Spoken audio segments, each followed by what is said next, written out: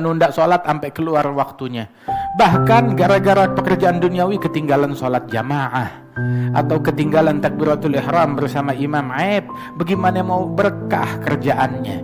Apabila buat dunia, dia ketinggalan sholat, ketinggalan jamaah, ketinggalan takbiratul ihram bersama imam, bahkan sampai ninggalin sholat secara keseluruhan, gak berkah. Kalau ada yang mau dikorbanin, bukan sholatnya, bukan jamaahnya, bukan takbiratul ihramnya. Kalau ada yang mau dikerjain, kerjaannya yang dikorbanin. Itu Al-Imam Junaid, itu udah deket waktu sholat, dia mau tutup toko. Datang satu pelanggan, saya mau beli, saya mau ngeborong yang paling bagus. Bilang, nanti aja habis sholat, bentar lagi masuk waktu. Bilang, sebentar, saya mau beli, sebentar aja, nggak lama. Ditungguin, masih milih-milih. Sudah, minggir, saya mau ini. Sampai akhirnya masuk waktu azan, itu orang masih milih-milih. Udah, yang ini deh, yang ini. Akhirnya Imam Junaid kesal. Ini sampai masuk waktu azan, dia belum ada di masjid, padahal masjid cuma berapa langkah doang. Biasanya nggak masuk waktu sholat, melainkan beliau udah di masjid. Ini gara-gara nih orang pembeli rekan bisnis yang mau beli, adu kontrak besar mau ngambil, gara-gara itu dia ketinggalan azan di masjid. Subhanallah. Bilang, mana barang yang kamu mau? Udah dibilang jangan, tetap mau juga.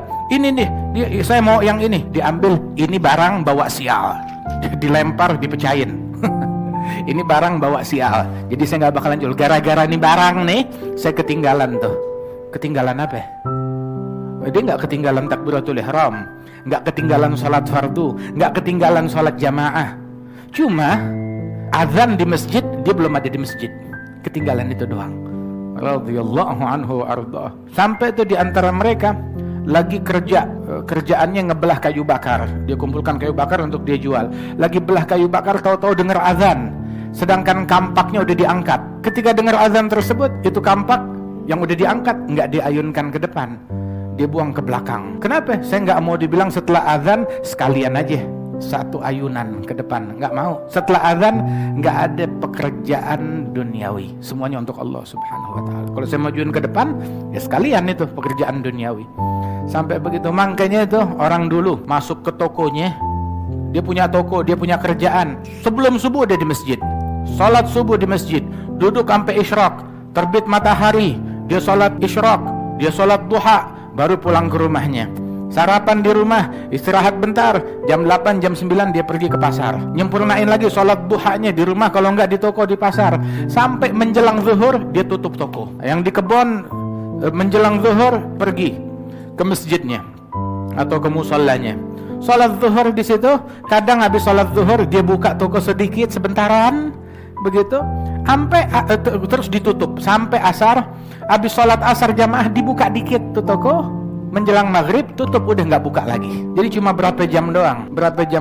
Ini di Hadramaut seperti ini, toko bukanya tuh dari pagi sampai menjelang zuhur. Habis zuhur ada beberapa toko yang buka sedikit, tapi kebanyakan udah tutup dah. Tutup sampai asar, ntar habis asar dia buka sedikit sampai menjelang maghrib, udah selesai tutup. Nggak ada toko yang buka antara maghrib dan isya zaman dulu. Namun dari jam toko yang sedikit tersebut, mereka bisa pergi haji, bisa ngawinin anak, punya anak 9, dia kawinin dari toko yang kecil tersebut.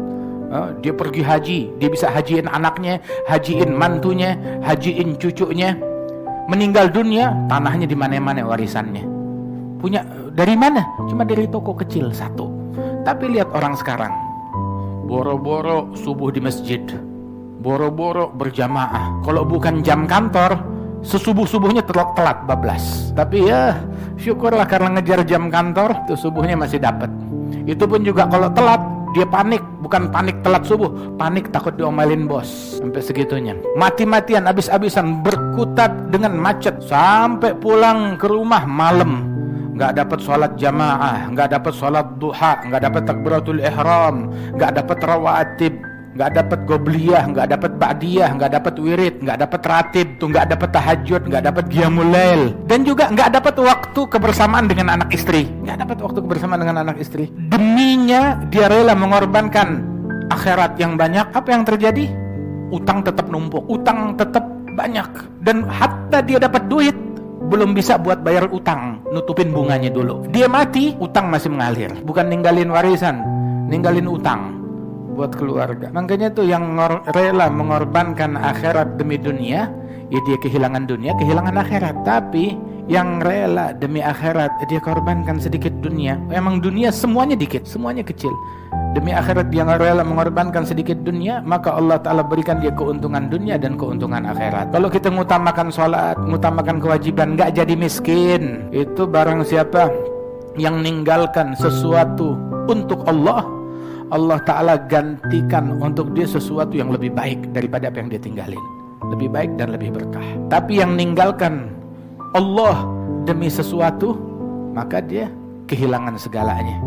Orang kalau udah menemukan Allah, nggak ada kebaikan yang luput darinya, dia dapat segalanya. Tapi orang yang kehilangan Allah, maka dia kehilangan segalanya. Jangan sampai gara-gara duniawi kita ketinggalan, meninggalkan kewajiban kita kepada Allah Subhanahu wa Ta'ala, atau terjeblos dalam hal yang diharamkan oleh Allah Ta'ala, baik itu perkara duniawi, harta ataupun tahta. Gara-gara dunia, gara-gara tahta, gara-gara harta, bahkan bukan cuma sholat doang, sampai jadi saling mendengki, saling membenci, saling mencaci, saling bermusuhan, saling putus silaturahmi, saling durhaka, saling ngata-ngatain. Rugi dunia, rugi akhirat, rugi zahir, rugi batinnya dia.